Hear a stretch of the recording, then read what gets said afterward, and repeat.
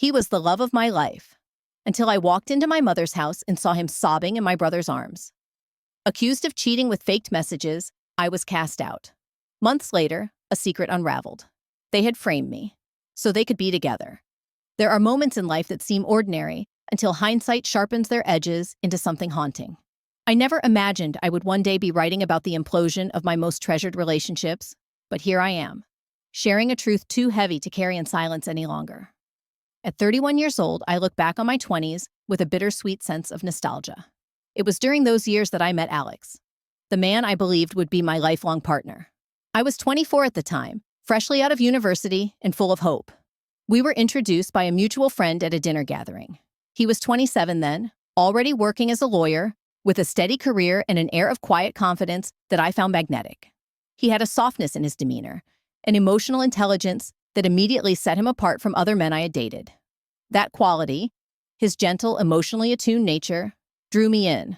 I had never been fond of overly masculine or aggressive personalities, so Alex's sensitivity felt like a breath of fresh air. Our friendship blossomed naturally. We spoke often, sharing stories of our academic struggles, our family lives, our dreams. Within a year, that friendship evolved into a relationship. From the very beginning, it felt right. There was a sense of comfort and emotional safety I had never experienced before. We supported each other through job changes, family issues, and personal growth. By the time he proposed to me in late 2017, after nearly 5 years together, there was no doubt in my mind that I wanted to spend the rest of my life with him. During our relationship, I introduced Alex to my family, including my older brother, James, who is now 37. James and I have always been close. He is charismatic, outgoing, and fiercely protective of those he loves. I had known for many years that James was bisexual, and though this detail was never central to our bond, it was something I accepted as a natural part of who he was. So when James and Alex quickly hit it off, I felt relieved. It is a rare gift when your partner and your sibling become friends, and I believe this would make our future family life even more harmonious. Looking back now, that initial bond between James and Alex was more intense than I had noticed at the time. They shared private jokes, sent each other messages frequently, and would often excuse themselves to speak alone during family gatherings. I brushed it off. I told myself they were just forming a strong friendship. I never saw it as anything more. After all, I trusted them both deeply. They were the two people I believed would never betray me. As we began planning the wedding in early 2018, I was overcome with anticipation. We chose a venue, picked out invitations, and began building the foundation of what I thought would be our forever. But not everything was as seamless as it seemed. There were subtle signs.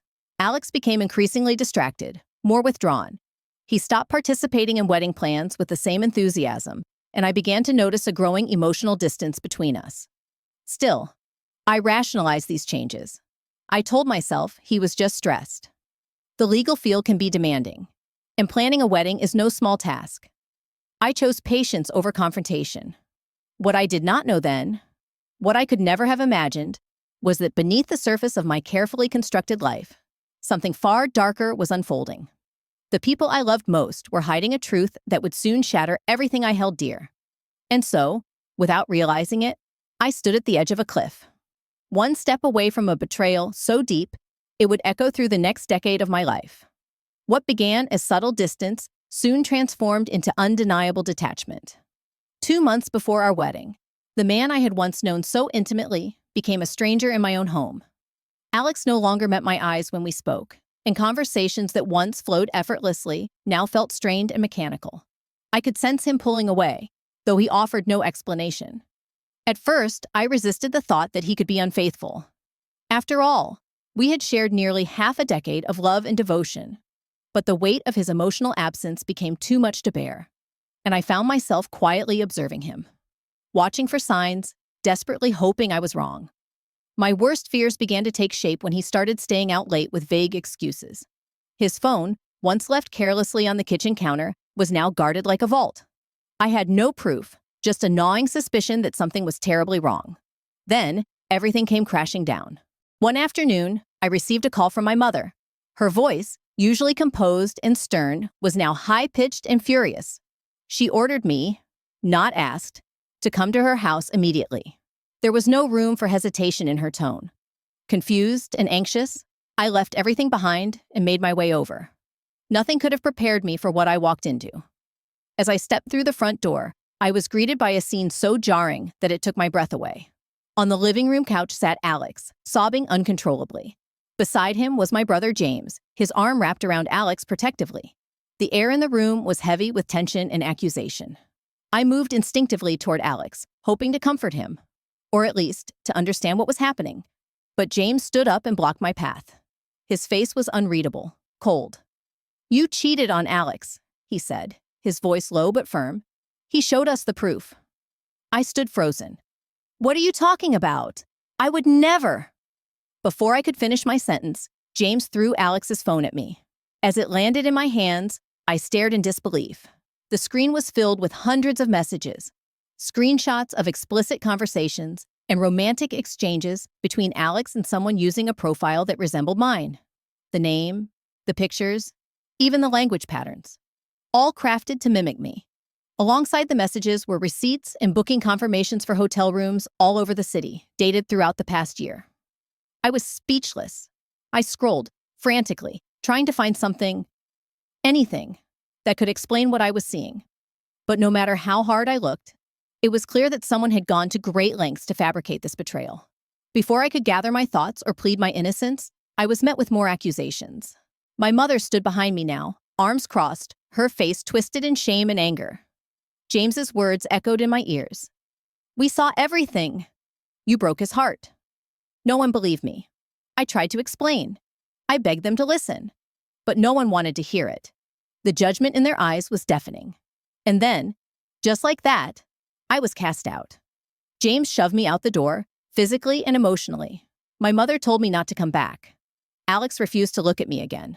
That day, I lost everything. My fiancé, my brother, my parents, my identity. It was as if I had been erased from their lives in a matter of minutes. The silence that followed was worse than any confrontation. No one returned my calls. Messages went unanswered. I was blocked on social media. It was as if I had ceased to exist. I spent the following months in isolation. I barely ate. I could not sleep. My days blurred together in a haze of confusion, heartbreak, and helplessness. I scrolled through Alex's social media accounts obsessively, hoping for some explanation, some clue that it was all a nightmare I could still wake up from. But reality does not offer such mercy. What I did not know then was that the truth, the real, soul-shattering truth, was still waiting to reveal itself. And when it did, it would not just confirm my innocence, it would reveal a level of betrayal I could never have imagined, not in my worst dreams. Months passed, and still, the silence persisted. The absence of my family, their complete erasure of me, felt like a death, one that refused to be mourned. The emotional devastation was relentless, and I found myself stuck in a cycle of disbelief and self-blame. Had I done something wrong without realizing it? Had I missed some vital sign? These questions haunted my every waking hour. In desperation, I began monitoring Alex's public activity online. It was a habit I knew was unhealthy, yet I could not stop. I needed something, anything, to fill the hollow space left by betrayal and abandonment. I looked for signs of regret, for subtle acknowledgments that maybe, deep down, he knew I had been innocent. But the truth was more painful than silence. A few months after I had been cut off by everyone I loved, I received a message from an unknown number. No name, no context, just a series of videos attached to a brief, chilling text. "You deserve to know the truth." With trembling hands, I opened the files. What I saw felt like a dagger driven straight through my chest. There, in vivid detail, were recordings of James and Alex, together. Not as friends or even brothers-in-law, but as lovers. The videos spanned years, some dating back to 2017, long before our wedding was even scheduled. In one clip, they kissed casually in a hotel room. In another, they joked about keeping things quiet until after the wedding. There was no ambiguity, no doubt. They had been together all along. The truth hit me with a force I was not prepared for. Not only had I been framed, but the man I loved and the brother I trusted had conspired together behind my back. It had never been about infidelity on my part. It had been a calculated effort to cast me as the villain in their story, so they could be free to live their truth without confrontation or consequence. They had sacrificed my reputation, my family ties, and my emotional well-being to protect their secret. I collapsed. Grief overwhelmed me in ways that words cannot describe. I tried reaching out to anyone who might listen. Cousins, family friends, distant relatives. But every message was met with silence. My name, it seemed, had become synonymous with betrayal. And the people I had once called family had already closed the door on me without hesitation. The cruel irony was unbearable. I was never the liar. I was never unfaithful. I was merely an obstacle in someone else's carefully staged narrative, one that painted me as the antagonist so they could be applauded for their honesty.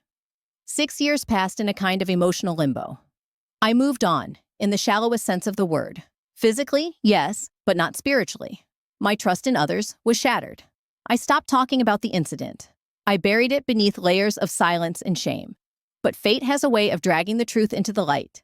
Exactly 1 week ago, I woke up to a barrage of missed calls and messages. 78 calls from my mother, over 60 text messages, and nearly 45 from my father. My heart raced as I stared at the screen, unsure whether to respond. Part of me wanted to ignore them completely. After all, where had they been when I needed them most?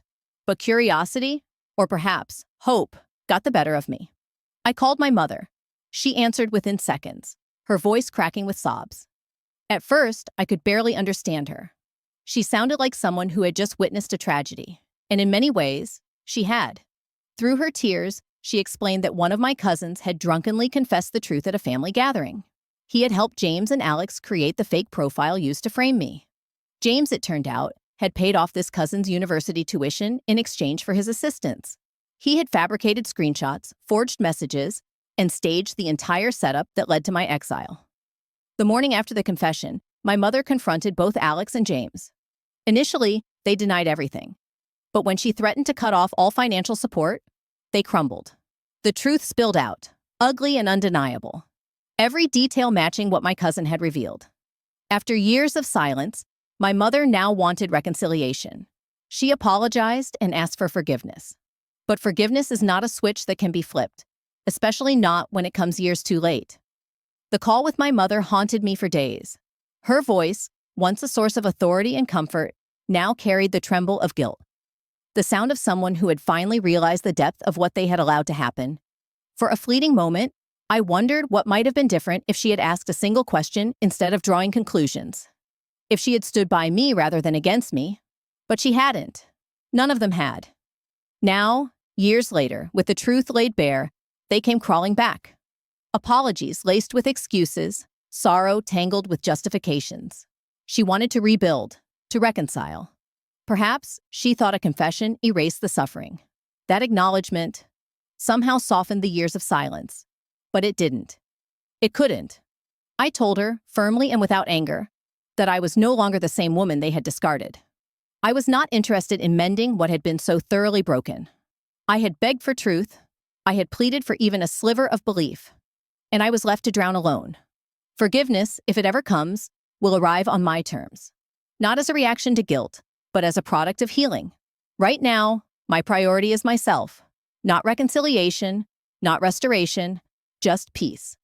In the days that followed, I found surprising clarity. I booked a therapy session and made it a weekly ritual. I started journaling again, not just about the pain, but about hope. I reconnected with old friends who had once wondered why I disappeared. Slowly, I built something new, something honest, something mine. What happened to me was cruel. It was unjust. But it is not the end of my story. If anything, it was the beginning of a deeper self-awareness I never would have found otherwise. Sometimes healing isn't loud or triumphant. Sometimes it looks like silence, the kind that comes not from being ignored, but from choosing not to respond. For the first time in years, I choose myself. And that, to me, is enough.